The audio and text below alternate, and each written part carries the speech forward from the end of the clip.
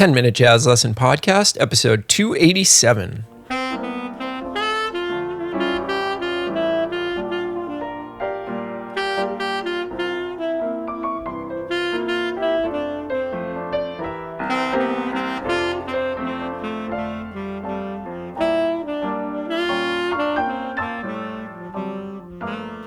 Hey everybody, welcome back to episode 287 of the 10-Minute Jazz Lesson Podcast. So glad to have you all back in for yet another episode.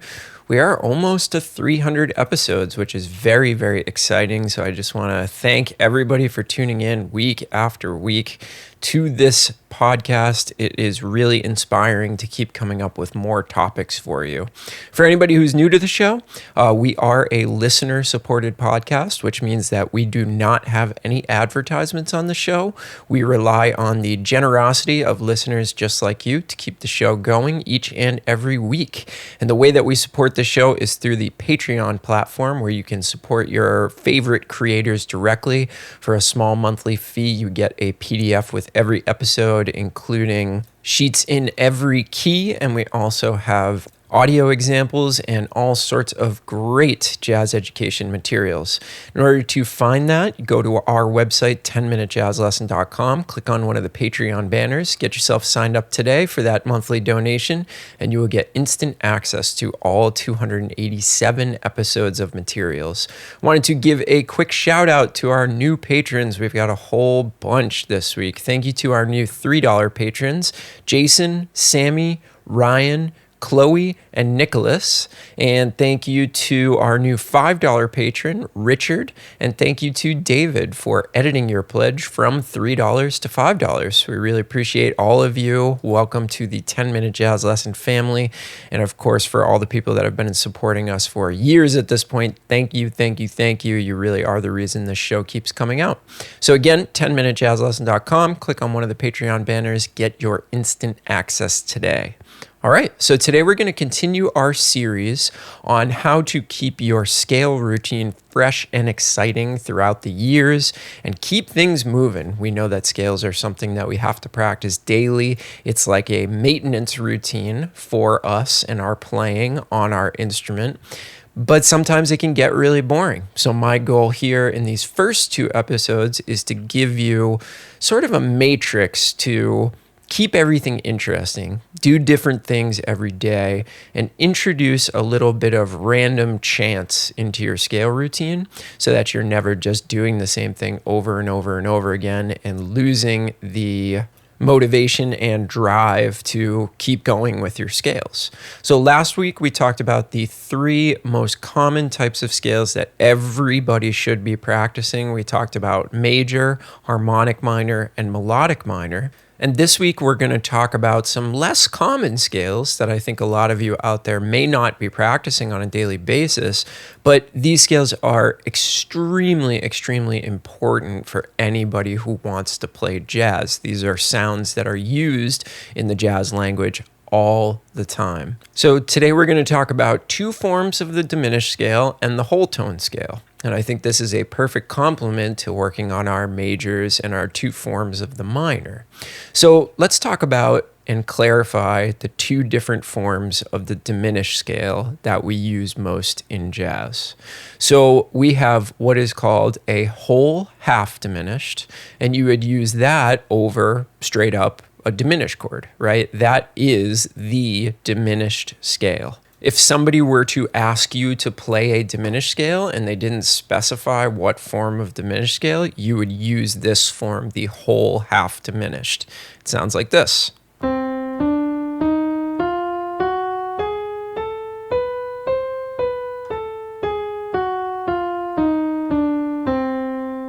And it goes over a diminished seventh chord.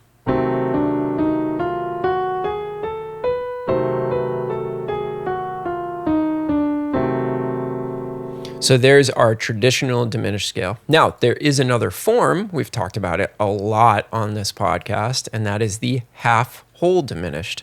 I have also called it, and hundreds of other jazz educators also call this the diminished dominant scale.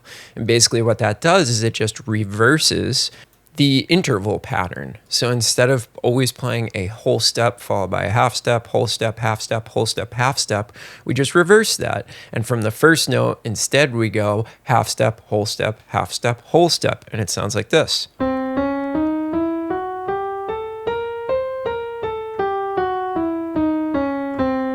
And the difference with this one is we play it over a dominant chord instead of a diminished chord.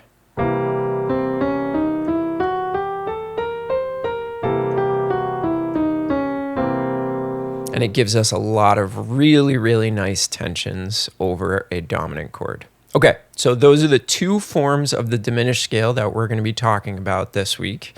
And then the other one that we want to throw in there is the whole tone scale. And the whole tone scale is perhaps the easiest scale to figure out because it is literally just whole steps, right? So if you start on a C, you just play continuous whole steps until you end up back on a C.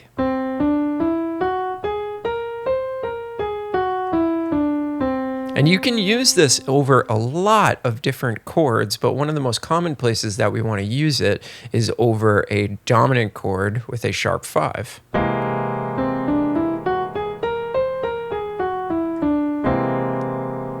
But there are plenty of other applications that practicing this scale will really help with. Okay? All right, so there are our 3 scales, and we're going to change up our matrix a little bit. So you're going to have a different sheet this week that's explaining some different ways of going about this, okay? We still have some of the same stuff from last week where, as far as the direction goes, we're going to choose between 3 options: ascending and descending, both together, ascending only, and descending only. The order that we're going to play these scales in is slightly different this week because when we talk about these scales, it's a bit of a different thing. Because the diminished scale is what we call octatonic, and the whole tone scale is also just a consistent interval pattern that never changes, we can play these scales in sets, and it will be really important to us to discover some of those redundancies that happen in the scale, right? So for a diminished scale, there are only 3 different sets of diminished scales, right? So a C diminished scale is the same as an E flat diminished scale, is the same as a G flat diminished scale, is the same as an A diminished scale. The only thing that changes is the root. The pitches remain exactly the same throughout those 4 scales. So 4 times 3 is 12, which means we have 3 different diminished scales. When we get to the whole tone scale, we actually only have 2, because a C whole tone scale is the same as D, is the same as E, is the same as F sharp, is the same as G sharp, is the same as B flat, right? So all of those notes in the scale also double as another of the same whole tone scale if you were to play up and down, okay? So that means that we should probably look at the order in a different way. The 2 orders that I don't think work as well when we're dealing with these 2 scales is circle of fourths and circle of fifths.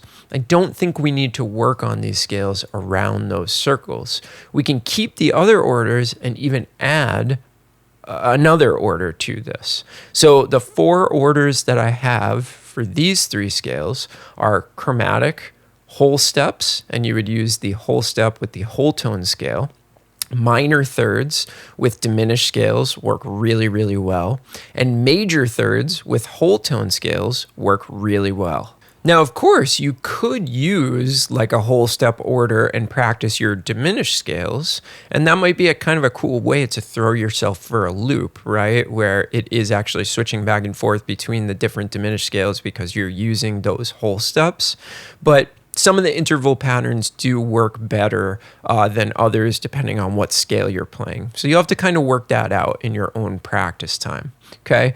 We already spoke about the 3 forms of the scale: whole tone, the second one would be whole half diminished, and the third one would be half whole diminished. And then, of course, we still have the same tempo options: slow, medium, and fast. So choosing between all these different options, using each category and choosing a random option from each category can really help us to switch up that scale routine. Okay, so let's pick something random. We're going to do a whole tone scale in whole steps, descending only at a medium tempo. And I'm going to start on concert C. You'll hear me cycle through 6 different whole tone scales before I end up back on concert C. Let's try it.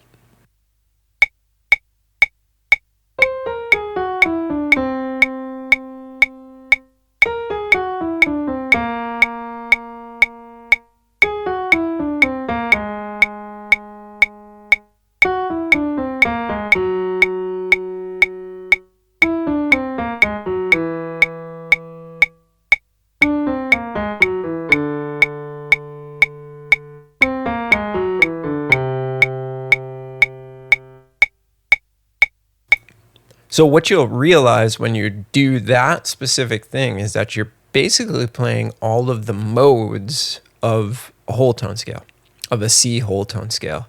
Effectively, you're playing the same collection of pitches 6 times, starting on 6 different notes.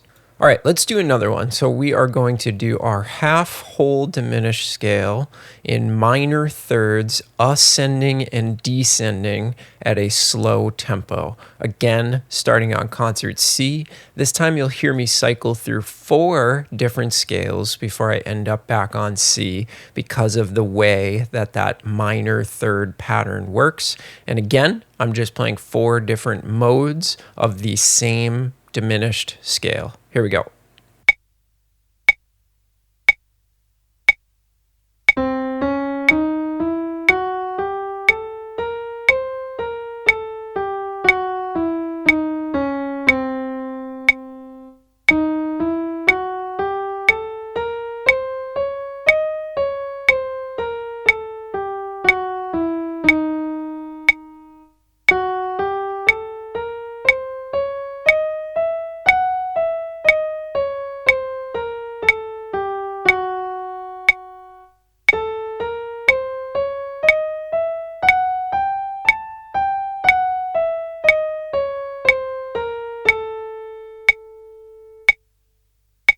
So there you go. Now you could do any number of combinations of any of those things, and it will really, really get you solid with that set of scales because you're doing them in a variety of different ways day over day. The thought process behind playing these scales is completely different from the set of scales from last week. Completely different sounds and a completely different way of approaching these scales because the diminished scales are octatonic and effectively there are only 2 whole tone scales. So it's just the frame of mind that you're in. And again, the sounds that you're going to hear are going to make for a really, really nice difference from playing those major and minor scales.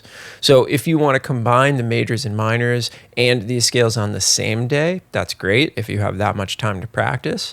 If you want to go back and forth day to day, that's fine too. If you want to spend a week on the majors and minors and then the next week on these, that's great too. Figure out a flow and a way that works best for you. You're probably going to want to, especially if you haven't played these scales, dive into them for a longer period of time before you leave them. Really make sure that they're under your fingers, in your ears, all that stuff we talk about all the time on the show. All right, if you have any questions on any of this stuff, please let me know. You can get in touch with me on the 10-Minute Jazz Lesson Community Facebook group, or you can always email me at 10minutejazzlesson@gmail.com. Hope you're all doing well out there. Thanks again for tuning in. Remember to sign up for the Patreon. That's 10minutejazzlesson.com. Click on one of the Patreon banners, and you will get instant access to every episode that we've ever done. Hope you're all doing fantastic. We'll talk to you soon. Have a great weekend, everybody. Bye.